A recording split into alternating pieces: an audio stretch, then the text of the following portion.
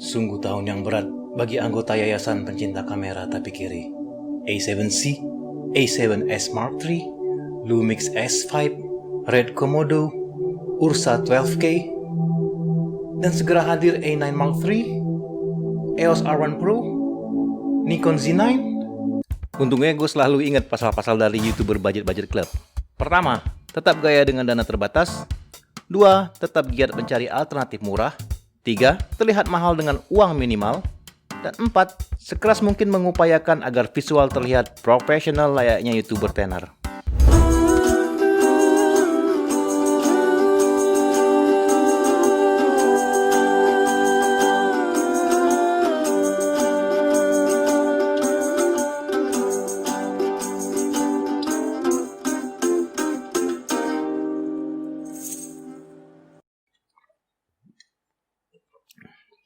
Timun Sasa Parilagan, bukan bir ya. Semua ini bermula ketika Tante Sonya mengajakku menginap di rumah. Kok jadi gitu? Maaf. Semua ini bermula ketika gue lagi pengen banget nyobain sinema kamera, yang tentu saja harganya amat sangat tidak terjangkau oleh kantong gue, yang pas-pasan. It was raw video yang bikin gue gatel banget pengen nyoba. Ya bertahun-tahun hidup di 8-bit H264, ada lah men, momen lu pengen nyoba kayak apa sih 14-bit RAW. And I'm not talking about 10-bit 422. No, we're not talking about that. We're talking about 10-bit, 12-bit, 14-bit, or even 16-bit RAW video files. Terus nyampe lah gue di satu channel, itu channelnya Zik, dimana dia di situ fokus ngebahas satu kamera dari Canon yang underrated banget, yang dengan bantuan Magic Lantern itu bisa berubah menjadi a little budget cinema kamera. Ini dia nih, Canon EOS M, generasi pertama mirrorless Canon yang kualitasnya meh. Gue udah tahu Magic Lantern ini sejak era Canon 5D Mark II, dimana pada waktu itu Magic Lantern ini semacam custom firmware yang not official made by Canon, dibikin sama orang lain, yang bisa ngasih fitur-fitur yang nggak diberi secara default oleh Canon. Tapi the weird thing is, Canon tuh tahu loh masalah ini, Magic Lantern ini, dan they do nothing about it. Kayak dibiarin aja, ya udah nggak apa-apa ada Magic Lantern. Tapi gue rasa juga pada era itu sedikit banyak Magic Lantern, gara-gara Magic Lantern nih mungkin penjualan Canon juga jadi meningkat. Makanya dibiarin aja sama mereka. Oke, gue nggak akan bahas sejarah Magic Lantern ini. Lu bisa cari di internet, dan gue rasa juga udah sangat populer, jadi banyak yang tahu juga sih. Setelah gue lihat channel Zik itu, sebenarnya gue tuh agak tertarik buat ngelirik ke EOS M. Gue pengen nyoba nih EOS M yang udah dikasih bumbu Magic Lantern hingga rasanya lebih gurih. Tapi ada satu hal yang bikin gue skeptis. Nggak stable, it's unstable, terus juga nggak reliable. Jadi dia cuma bisa record beberapa seconds doang. Itu pun di mode 2.5K, lu cuma bisa record like a few frame per seconds, like maybe 8 frame per seconds in the raw mode. I mean, jangankan 60 frame per second, 24 frame per second aja nggak mampu. So, what's the point? Ngapain gue nyoba raw video dengan frame rate 8 frame per second? Udah bisa 4K juga, udah bisa 3K juga, cuma ya sama kondisinya. Belum lagi crop factor-nya, men. Crop factor-nya itu 3 kali sampai 5 kali, kalau nggak salah. Gila, lu pakai lensa 50mm dengan crop factor 3 kali aja udah jadi berapa focal lengthnya. Dan satu-satunya mode yang cukup bisa dibilang stabil itu cuma 1080p. 1080p RAW 10-bit. Ya itu pun dengan bonus aliasing dan muar yang bisa dibilang sedikit mengganggu. Tapi ya not bad lah ya, mengingat secara default kamera EOS M ini yang cuma bisa nge-record 1080p dengan kualitas yang mediocre atau bisa dibilang meh. Terus dengan Magic Lantern bisa RAW, ya sedikit upgrade lah. Nggak sedikit sih, lumayan banyak upgrade ya. But waktu itu nggak cukup menarik perhatian gue buat nyoba. Sampai akhirnya sekitar 2 bulan lalu salah satu video Zik itu nongol di rekomendasi di YouTube. Gue penasaran, gue buka. And I was shocked. I was literally shocked. They keep developing Magic Lantern for the EOSM until now. Sampai sekarang gila, men. Perkembangannya pesat banget. Even until now mereka terus ngasih update terus. Sampai gue mikir ini titik habisnya EOSM ini sampai di mana ya? Bahkan untuk EOSM 2 aja nggak ada perkembangan Magic Lantern nih. Stuck kayak gitu aja. Oh iya, khusus untuk seri EOSM ini yang bisa di quote-unquote hack itu cuma EOSM dan EOSM 2. Dan EOSM 2 aja nggak fiturnya terbatas, men. Nggak se-advance EOSM.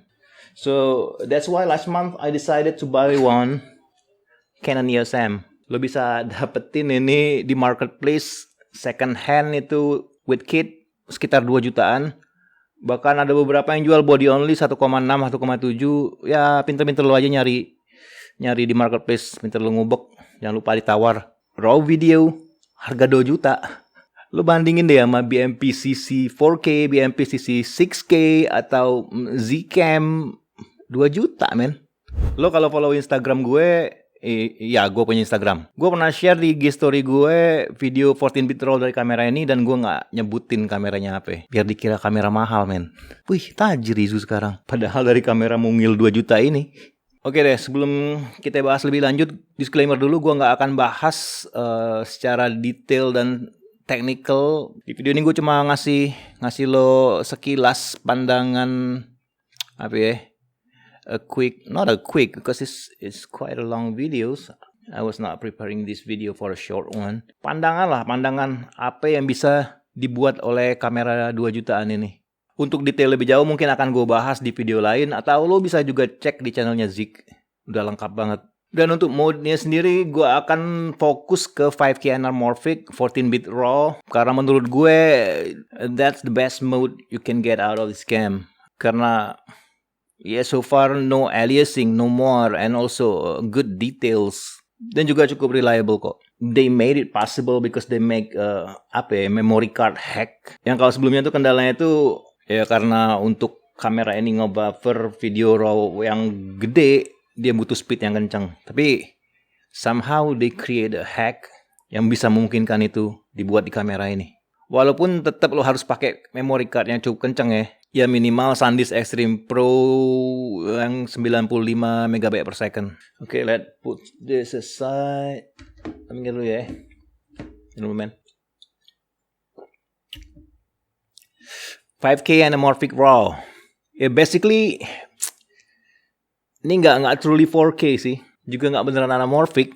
Ntar gue jelasin deh sambil kita setting-setting. And one more thing yang gue suka dari mode ini yaitu defaultnya kan kamera ini karena pakai sensor APS-C, crop factor itu 1,6 kali. Kalau di versi-versi lama lo pakai 2.5K, 3K, 4K itu crop factornya bisa sampai 3 kali sampai 5 kali. Nah, di mode ini nih crop factornya cuma 1,8 sampai 2 kali. Kalau itu tetap menjadi masalah buat lo bisa pakai speed booster sebenarnya. Tapi dalam hal ini gue belum pakai dan belum merasa perlu, jadi ya gue nggak bisa ngasih pendapat. Oke, sekarang gue kasih tahu dulu cara nginstal Magic Lantern-nya ya.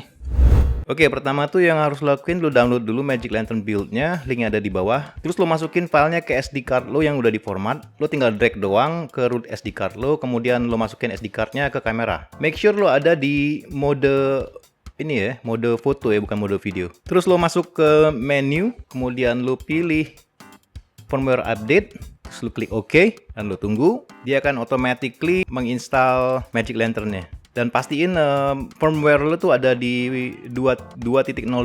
Kemudian lo restart kameranya, lo nyalain lagi. And keep in mind, Magic Lantern tuh nggak diinstal di body kamera ya, tapi ada di SD card. Jadi kalau lo ganti SD card yang nggak ada Magic Lantern-nya, Magic Lantern-nya nggak bakal jalan. Setelah lo masuk ke mode video. Nah, bisa lo lihat displaynya tuh udah berubah, udah ada banyak tambahan, beda dengan tampilan display defaultnya. Kemudian lo tekan di sini, trash can, lo tahan, akan masuk ke menu Magic Lantern. Ada banyak sekali setting yang bisa lo tweak di sini. Lo masuk ke sini ke preset, lo klik dan lo pilih 5K anamorphic. Ini ada 3 mode 5K anamorphic. Ini anamorphic biasa, 5K anamorphic FLV, dan ini 5K anamorphic FRTP. Bedanya apa lo lihat ya. Gue pilih 5K anamorphic. Tekan menu berapa kali buat nge-refresh. Bisa lihat kalau di mode anamorphic biasa tuh view-nya itu live view-nya ke stretch kayak gini karena it's anamorphic. Jadi ya emang gambarnya kayak gitu, ke stretch kayak gitu. Jadi makanya di sini udah ada pilihan 5K anamorphic FRTP. Jadi previewnya itu udah diperbaikin, nggak ke stretch kayak tadi. Jadi lo bisa lihat ntar kalau udah di stretch gimana gambarnya. Kita balik lagi ke menu. Lo pilih di bawah itu ada customize button. Pilih info selectable, cek info 1. Ini buat nge-preview. Jadi kalau lihat sini kan ini, ntar kita keluar. Ini kan real time preview, bukan preview dari apa yang lo record. Tapi kita assign tadi ke tombol button info buat ngelihat gimana real framing dari hasil videonya. Coba kita klik. Nah, ini dari hasil record itu bakal kayak gini. Cuma ya masalahnya ketika lo kesini itu stuttering dan laggy ya. Ini lo gunain cuma buat framing doang. Jadi kalau udah dapat framingnya, lo keluar lagi buat ke real time preview. Di bagian raw video bisa lo lihat itu resolusinya 1140 x 1810 dengan aspek rasio 239:1. Lo tekan di sini, kemudian aspect ratio-nya lo ganti 16:9, kemudian resolusinya lo ganti, wait sebentar, gua keluar dulu. Rasio di sini lo ganti dulu juga 16:9. Ini kalau lo mau modenya 16:9 ya. Kemudian di raw video lo ganti jadi 1164 x 1836. Oke, keluar. Oke, terus kemudian bit depth. Bit depth kalau off itu berarti lo nge-record 14 bit. Kalau lo mau record lebih lama dan tanpa masalah, continuous gitu, lo bisa pilih 10 bit atau 12 bit. Sini gue biarin off. Menu buat register. Nah, bisa lo lihat sini, ini SD overclock. Ini yang gue bilang hack dari memory cardnya. Lo bisa pilih 160, paling aman sih 192 MHz, gue pilih itu. Lo bisa lihat sini shutter speed kita 150. Kalau lo mau precise banget dengan 180 degree rules, harusnya shutter speed kita karena ini 24 frame per second itu 1/48. Nah, asiknya di sini lo bisa fine tuning shutter speednya. Lo klik di sini, lo puter, lo ganti value-nya sampai dia 1/48. Probably somewhere around that. Iya, sekitar segini. Lo bisa lihat sekarang shutter speednya 1/48. Oke, so basically kita udah siap buat record. Lo tekan di sini record. Terus ini ada indikator kalau warnanya masih orange atau itu masih aman. Kalau hijau aman banget. Kalau merah tuh lo mesti udah mulai hati-hati tuh. Oke, selesai. Kita record dan lo playback di sini. Ya, it's obviously patah-patah karena ini kamera kecil ini lo paksa ngeplay video raw. Nggak kelihatan banget ya kalau nggak gue gerakin. Ntar ya. Oke, gue cut. Coba play. Tuh, bisa lo lihat. Dia ngeplay frame by frame, man. Jadi maybe 2 frame per second, 3 frame per second, gue nggak tahu. Ini cuma buat ngecek doang, apa framing lu bener apa enggak, itu doang sih. Bukan buat ngeplay buat hasil akhirnya, enggak. Karena lu harus lakuin itu di komputer. Nah, untuk editingnya sendiri lu nggak bisa langsung pakai video ini ke aplikasi editing kayak Adobe Premiere, Final Cut Pro, atau DaVinci Resolve. Lu harus convert dulu file videonya, karena format videonya itu adalah MLB. Yang gue rasa stands for Magic Lantern Video kali ya. Jadi lo mesti bawa itu ke aplikasi MLB app. Linknya ada di bawah, ntar gue kasih. Jadi kita coba deh. Oke, sekarang kita udah di program MLB app. Lo tinggal drag doang file dari SD card ke sini. Ini ada 3 file sampel gue bikin. Wait, ini udah automatically stretch dari programnya ya.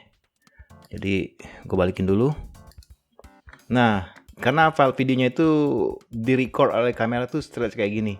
Jadi lo mesti balikin ini biar normal lagi, lo stretch di sini ke 0,33 kali. Jadi filenya itu size-nya 3312 x 1656 pixel. Terus apa nggak pecah kalau stretch gitu? Aman kok. Terus ini kan bukan 5K resolusinya.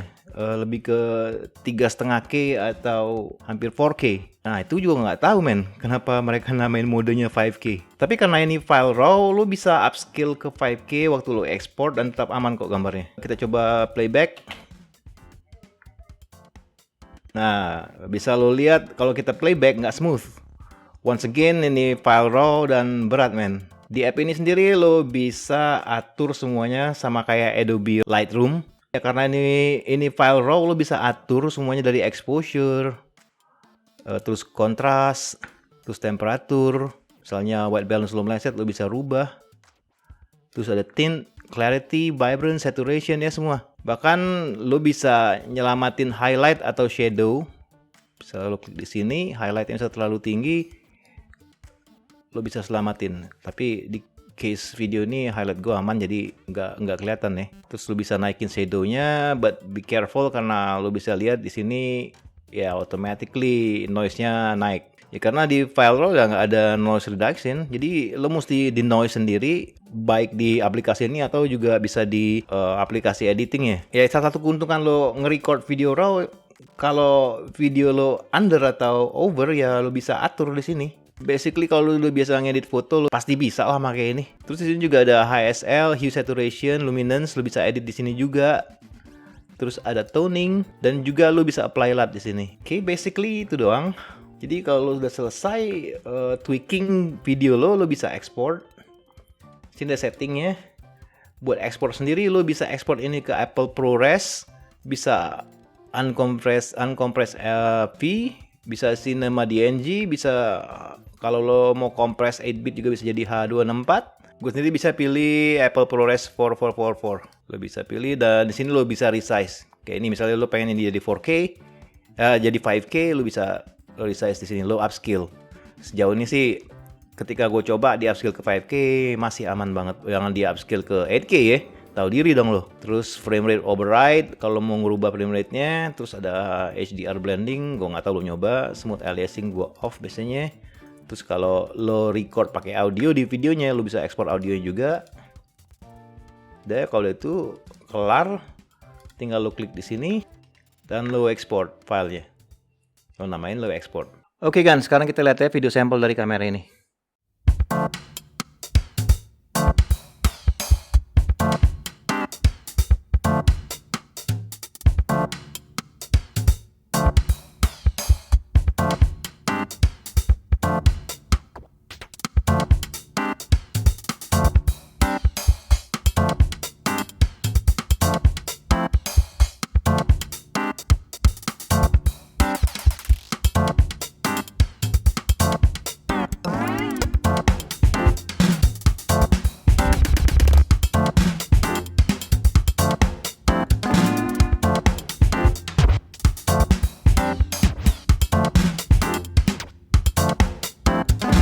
Nah, gimana Gan menurut lo? If you're looking for an ultra sharp, hyper details, lo nggak bakal dapet dari kamera ini.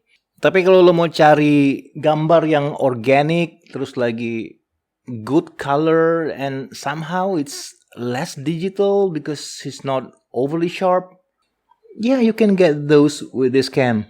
Beberapa ada yang komen dari postingan di IG story gue, Bang, kok gambarnya nggak tajam ya? Bagus kan, men? I mean, lo nggak perlu beli Tiffen Pro Mist lagi atau nge-spray UV filter. Ya nggak, Fik? Oke, sekarang kita bahas minusnya ya. Ini tetap nggak reliable kalau mau lo pakai talking head kayak gini. No. Walaupun bisa continuous, nope, don't use it. Meledak kamera lo ntar. Karena pertama, obviously overheat. Ya ibaratnya motor cc kecil, lo paksa ikut Grand Prix, ya gitu deh. Bener gak ya analogi? Kedua, baterainya. Yang secara default aja nggak dikasih Magic Lantern tuh udah boros karena kapasitas baterainya tuh kecil. Nah, dipakein Magic Lantern, men, bentar banget nyawanya. So jadi lo mesti nyetok banyak baterai cadangan atau lo bisa pakai dummy battery atau coupler gitu buat dicolokin ke power bank. Yang menurut gue itu lebih aman. Dan kalau lo ngotot pakai baterai ya siapa aja baterai lo bunting ya. Punya gue udah 2 tuh yang bunting baterainya. Pergaulan bebas sih. Jaga aurat. Terus yang ketiga, di mode 16:9 gue masih ngedapetin ada corrupted frame. Ya 1-2 frame doang sih, bisa dibuang. Cuma ya sedikit ngerepotin. Cuma di mode 239:1 dan 235:1 gue nggak pernah sampai sekarang tuh nggak pernah nemuin ada corrupted frame sama sekali. Mulus semua. Keempat, workflow-nya. Iya, workflow-nya jadi agak repot karena lo mesti masuk ke MLW app dulu, lo export dan lo render satu-satu filenya, ya butuh waktu. Tapi kalau waktu lo banyak ya nggak masalah ya. Kelima, keep in mind ini kamera lama, men. Dynamic range-nya masih parah, low light capability-nya juga masih parah, rolling shutter juga masih parah, and of course nggak ada IBIS.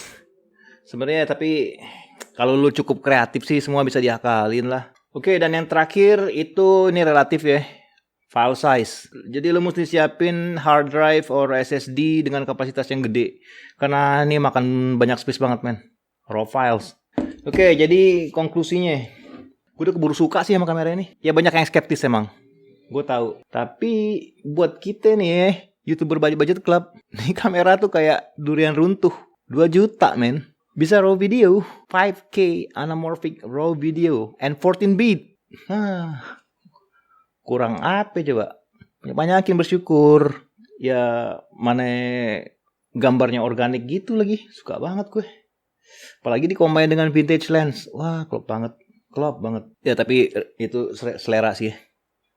Oke, kayaknya sekian dulu. Kalau lo pengen gue bahas lebih jauh tentang kamera ini atau setting-setting di Magic Lantern-nya, silahkan lo komen di bawah. Bisa lo request di situ. Ntar gue siapin. Dan kayaknya sementara gue bakal banyak main sama kamera ini dulu deh. Sambil nunggu update-update terbaru dari Magic Lantern-nya. Oke, Juragan. Sekian dari gue. Rizu cabut. Assalamualaikum warahmatullahi wabarakatuh.